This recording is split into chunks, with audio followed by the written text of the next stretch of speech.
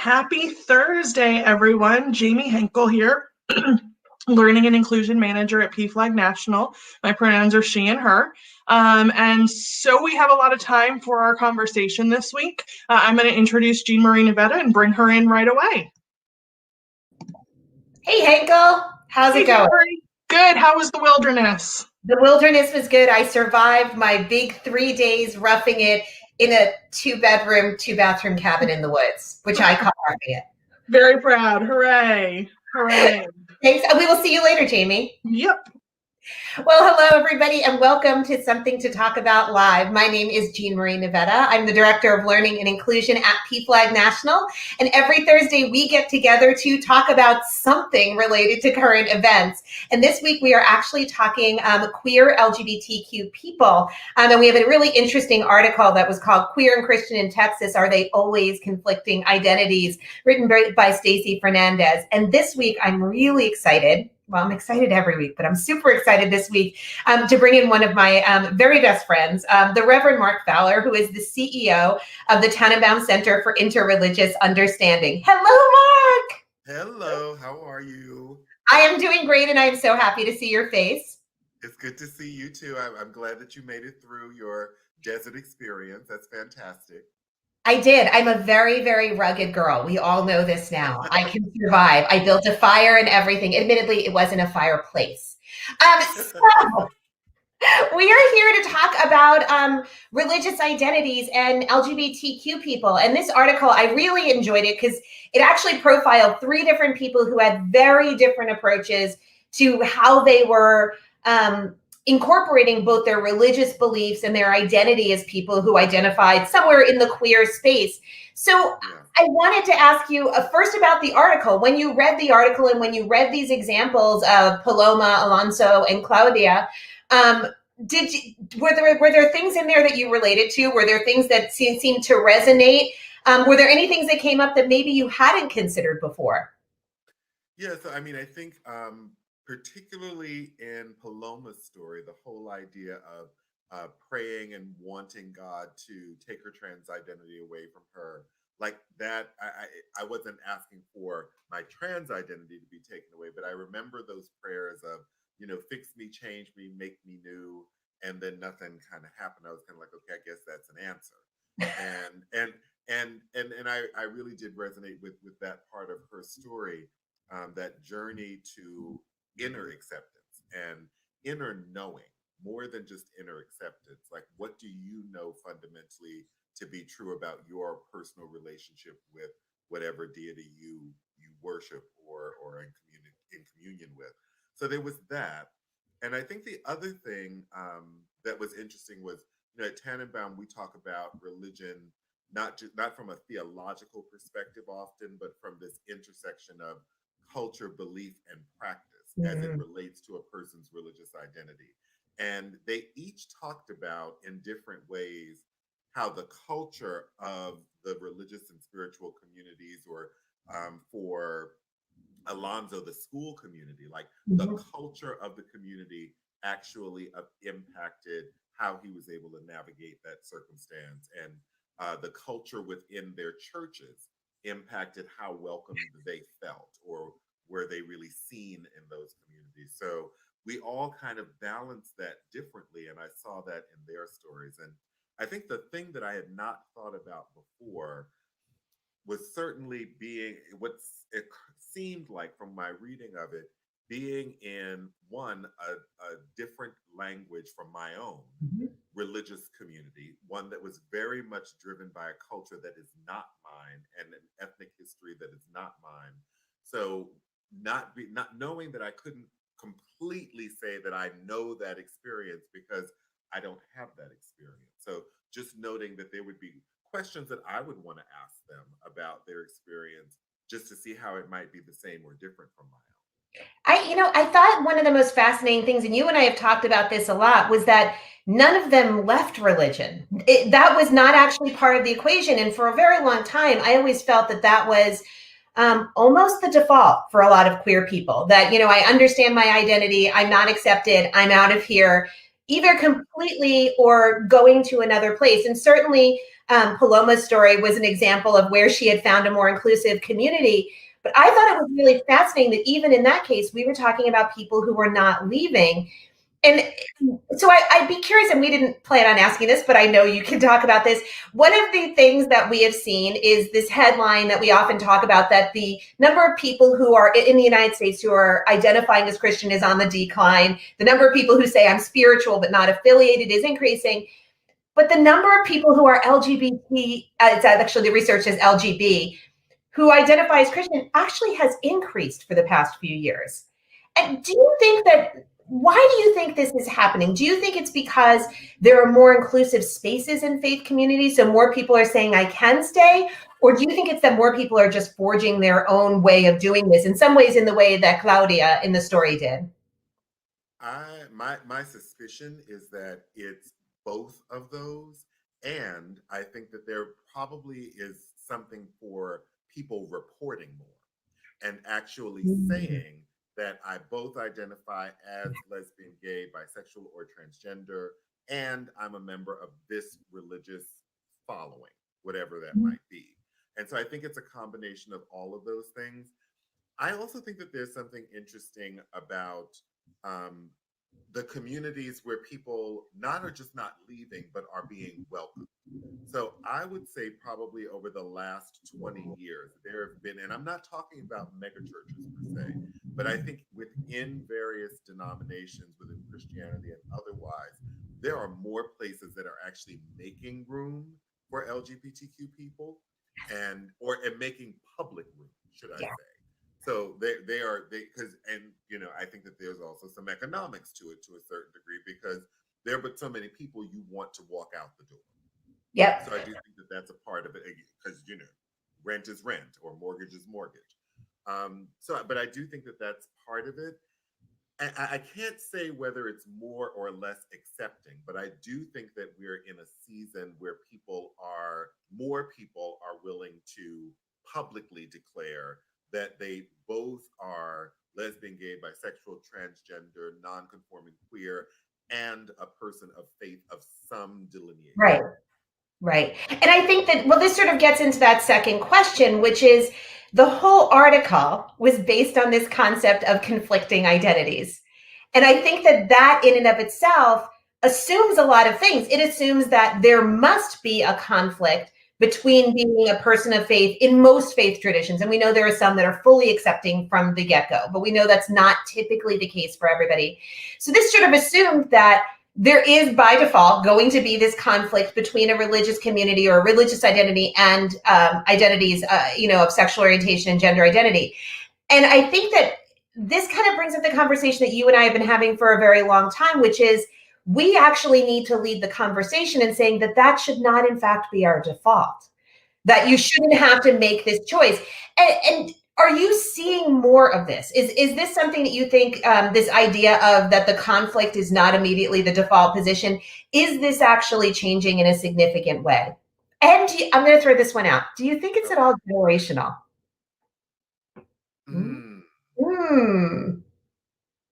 So I think the first part, the first question is, I don't know so much that I see a lot of change in this regard, but I also feel like there are more opportunities for people to marry publicly what they believe to be true of their faith walk, as well as what the community says. So one of the things, if you notice, that's missing from the article, the three people interviewed talk about the inner conflict that they had. Right. And they speak about, from almost a third person perspective, about what the challenge was from the community that they were in. We don't have any first person accounts from the people in the community. And it would be very interesting to ask individuals, not just the person who's the leader of that religious community. So, what's your experience with Paloma? Because I wonder, who are the allies in those communities that may be quiet allies or upstanders, and we just don't hear them.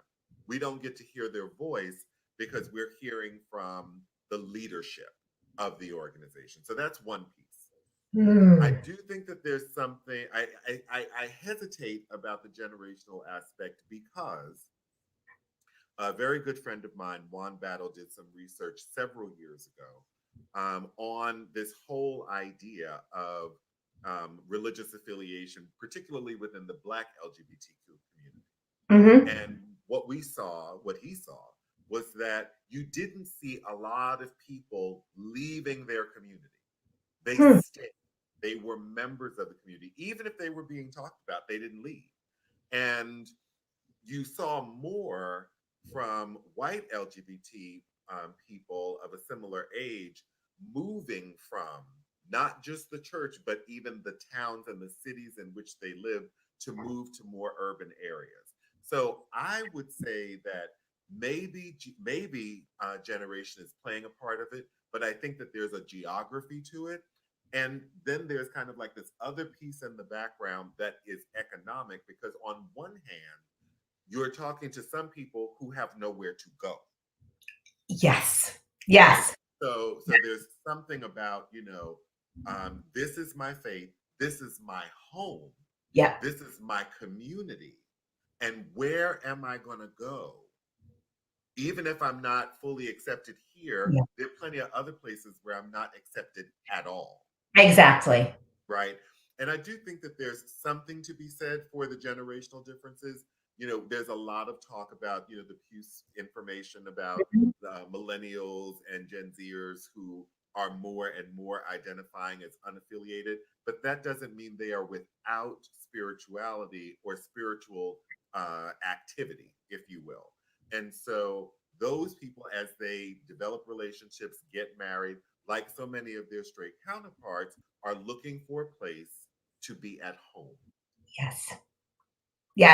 And and I think there was a study that came out a few years ago, and I think your point about geography is really fascinating, because I was thinking about what has been accessible to me in terms of being a queer identified person who is also a person of faith.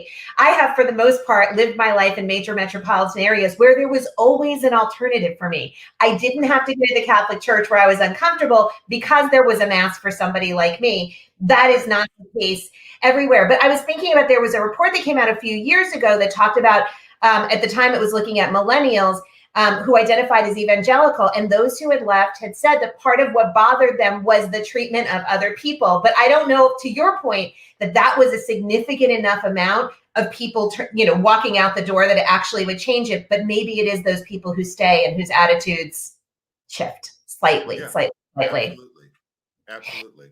So I want to talk about then what people should be. Hey, Jamie. Hey. Hello. I was asked to pop in. Some folks are having trouble hearing Reverend Fowler, and so can you use your outside voice and annoy those apartment neighbors in New York City for a little bit? They won't be annoyed. They'll be used to it. Cool. I just wanted to pop in. I will let you get to the next question. Thank you, Jamie. We have no inside voice, Mark. None. Yeah, I know, just the one in my head. So I will do a better job of speaking. Projecting, as we do in restaurants when we feel that everyone should hear our conversation. That is correct. Yes. So the last question that we had actually got to exactly where we kind of just left off right there, which was about what people should do. So, we know we have this issue here. We know we have these challenges here. What do you think people should be doing in their faith communities now, particularly people who are not LGBTQ identified, to start signaling? I think, we can talk about how to change entire denominations, but I think, what's that everyday stuff that you think needs to be happening? How can those in the pews, so to speak, actually start demonstrating inclusion? So maybe people like Paloma, Alonso, and Claudia would have had a different experience. So I think one thing, and I'm hoping that people can hear me, one thing that I think is really important is that for those people who are allies and parents and supporters, whatever your faith walk is, begin to know it more intimately. Because often people walk away on the suspicion of what they think somebody thinks about them, as opposed to what they actually know. And part of being an upstander in a religious or spiritual community is being more than driven by your emotion, but really be driven by the doctrine of what you say you believe and go deep into that learning. So that's one thing, because you can argue, theology with anyone, but when you've come to some understanding from your own reading, your own study, your own prayer, etc., then that's unlikely to be broken. So that's one thing. I also think it's important that you need to develop your own reading list around the role that religion plays and has played in oppression of people broadly writ, but certainly within the LGBT community. And one book that I would recommend, two books that came out this year that really look at the impact of white supremacy on Christianity and as well on the larger scale of religion. One is called White Christian Supremacy by Dr. Khyati Joshi, Joshi. And the subtitle of her book is The Illusion of Religious Equality. What a great title. So when you kind of go back in and look at the laws that were created, et cetera, why women couldn't vote until 1920, et cetera, you begin to see a very clear network, and the experiences of lesbians, gays, bisexuals, and transgenders are interwoven into that story as well. The second book was written by Dr. Robert P. Jones, Robbie Jones, at Public Religion Research Institute. His book is called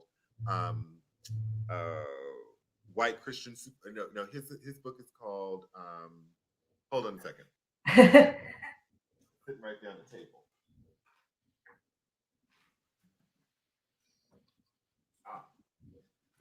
I get his two titles confused.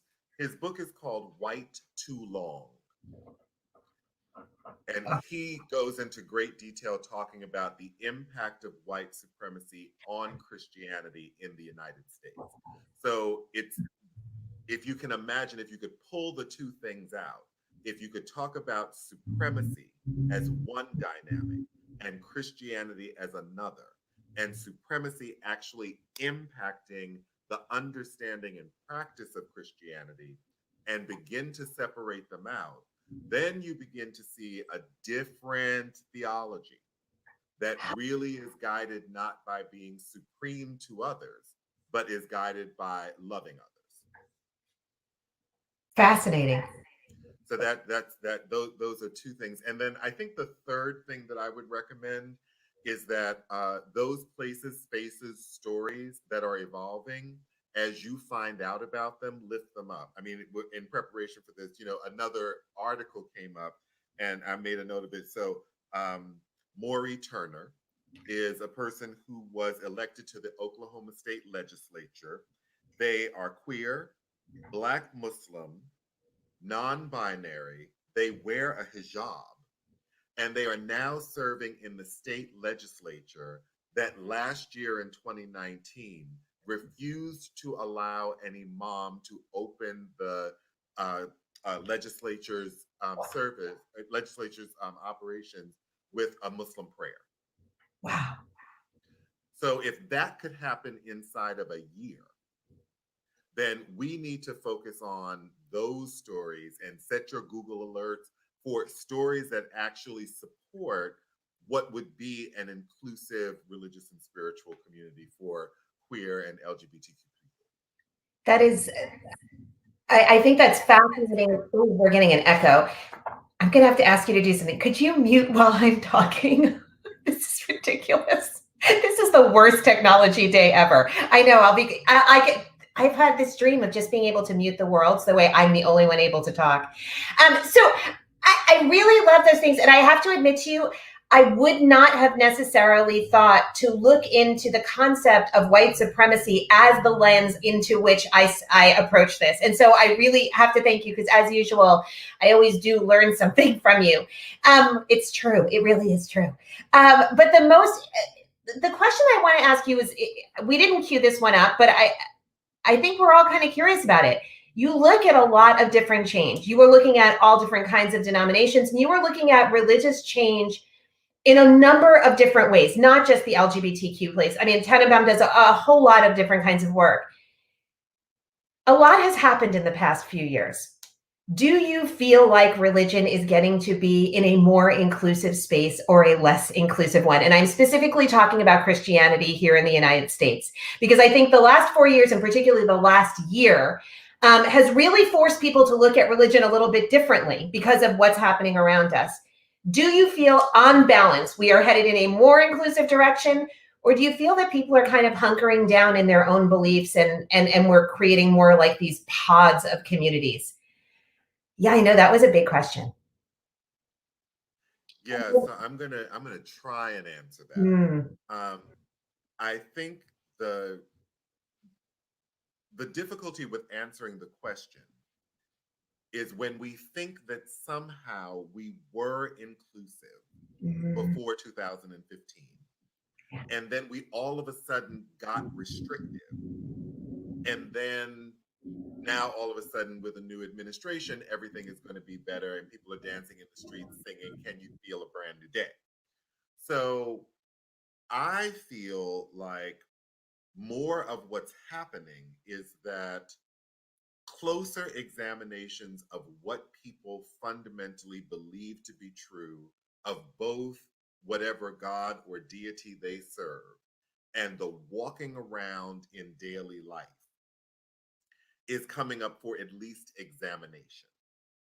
I don't think that we are more or less inclusive because I don't think that we were pretty much that inclusive before. And if you will, this kind of mirrors the conversation around racial equity. Like there's not a, 1964 Civil Rights Act, and everything didn't get resolved.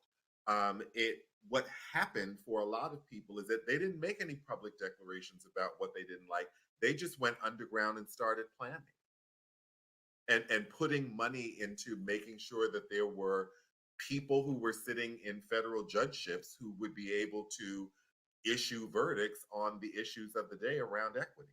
So I feel like we are probably in a more transparent time about what we say we believe than I could say that we are more inclusive.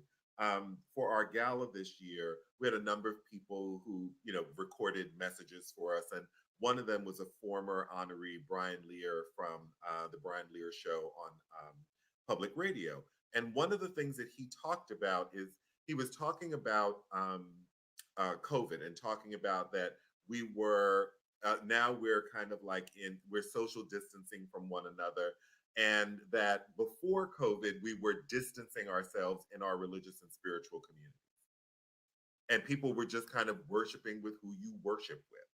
So I think that all of these things kind of happening at the same time: Black Lives Matters movement, the Me Too movement, a fragile economy, COVID-19, all of these things are pointing to the infrastructure that we have in place, the systems that we have in place are not equipped to deal with the kind of equity we want to see in society. That would be how I would answer. And I do think that you religious and spiritual communities have a unique role to play in both admitting what they've done in the past, and also us, and this is what we're doing at Tannenbaum, is also shining a light on those religious and spiritual communities that have been doing anti-bias, anti-racism work. It's built into the DNA of their theology, that kind of thing. So we just have to have a broader view, I think, for looking at all of these topics.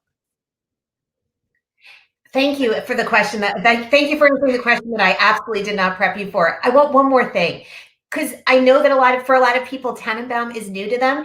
In a quick soundbite, could you please tell people about Tannenbaum? Because I feel like it is the most amazing reference point and organization to look at for really thoughtful analysis of things. So please tell people a little bit about Tannenbaum, because we have a couple of minutes. Sure. So Tannenbaum, we are a secular, non-sectarian, not-for-profit. Our mission is to combat religious prejudice, promote justice, and build respect for religious difference. And we do that by working with individuals and institutions to issue transformation that would allow for the equity that we all want to experience. We have 4 program areas. We do work in education with schools and school systems, in the corporate space with global corporations, large not-for-profits.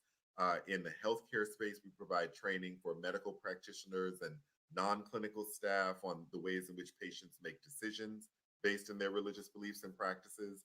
And we also support a network of religiously motivated peace actors. We call them peacemakers in action, who work in active conflict zones around the world, motivated by their faith to bring about peace.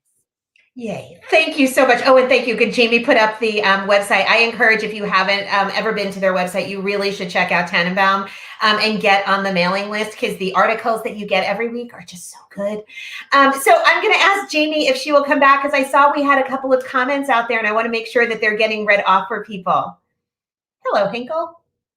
And you're still muted. I am still muted. Now, one question that came up that is going to really illustrate how very little I know about this issue.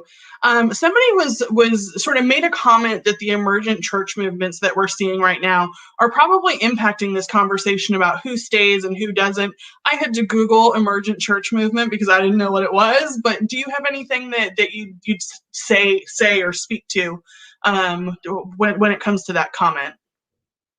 So I'd have to Google emergent church movements, because I'm not exactly sure what that is either. Do you want to say what that is, and then I can respond to it? So it looks to me as if it is, conversations about that. It says the emerging church is a Christian Protestant movement of the late 20th and early 21st centuries that crosses a number of theological boundaries. Participants are variously described as Protestant, evangelical, post-evangelical, and so on. Mm-hmm. If it is what I think it is, then I would say that there are any number of Christian denominations, including the emergent church movements, but we see a lot of movement within the Mormon church, a lot of, if you will, people creating almost other denominations within Mormonism. Certainly, we've seen it within Catholicism. So I would say that millennials, and not just millennials, but millennials are more actively looking for and creating spaces where their beliefs and their practice, their culture, belief, and practice are lining up. And they're not necessarily relying on existing systems and or churches or communities to feed them. They'll create what, if they don't have it, they'll create it. And it looks like Sean made the comment, thank Jay Baker. So Reverend Jay Baker's we're big friend, P-Flag loves him. And he did a really amazing job, and he talks so publicly about his journey to becoming a true ally and what that looked like, and that it was not easy, and it was fraught, and it meant losing people, and it meant losing congregation, quite literally. But I think the lessons that come out of that space are so incredible, and they are, I think so many of them are lessons of and stories of journey. And I think that resonates with a lot of people. We probably have time, Jamie, for one or two more comments. Yeah, I mean, the additional comments that I saw were a lot of people that were, having conversation about this conflict not really existing, that we don't need to reconcile our beliefs because it is just a part of who we are. That came up a number of times, that people were really sort of resonating with that comment and that idea that there's these two parts of me don't need to mesh up. They are just who I am. So I think with that, Jean Marie, we can probably turn it over to you to close this out. Excellent. Well, Mark, thank you so much for being with us here today. We are going to definitely have more things to talk about. I'm positive of it. So I hope you will come back. I absolutely will come back upon your command. If only everyone said those things to me, the world would be so much better for me. Well, thank you, everybody. I actually need to take a second to apologize. So a colleague of mine brought something to my attention last week, and I wanted to make sure that we were talking about it. So at the end of every episode, you know that I have been putting up one of my masks and reminding everybody to wear a mask. And a colleague reminded me that when I am doing this and talking to people with a mask over my face, people who are reading lips can't read my lips. So that was really, I wasn't being very thoughtful, and I appreciate the person who brought this up to me. And I think that that's a good reminder for all of us as we are doing this work online and we are spending time together to make sure that if you are trying to behave in an accessible way, you are not inadvertently doing things like covering your mouth so people can't lip read. So for anyone who that might have affected, I apologize, and I promise we are trying to do better, but please keep letting us know how we can make things better. I want to remind everybody, as we do every single week, to run fast, laugh hard, and to most of all, be kind. And I will remind you now to please wear your mask. We will be back next week with another something to talk about. We are taking Thanksgiving week off, so get ready for that. But thank you so much. Once again, visit us at pflag.org to learn more, and have a great week, everybody.